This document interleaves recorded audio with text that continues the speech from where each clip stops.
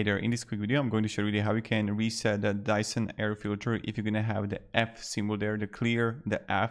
And what you need to do is super simple. So all you have to do is take your controller, then you just want to point it to Dyson, and then you just want to press and hold the power button, as you can see.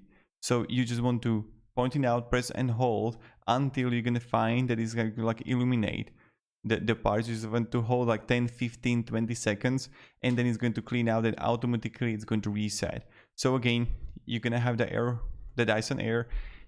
You're just going to point the controller on it, and then you're just going to press and hold the power button. That's it. Super simple. You're going to press and hold the power button, hold, and that's how it's done. Super simple, super amazing. Thank you very much for watching, and I hope this video helped you to actually solving this issue. Have a great day and goodbye.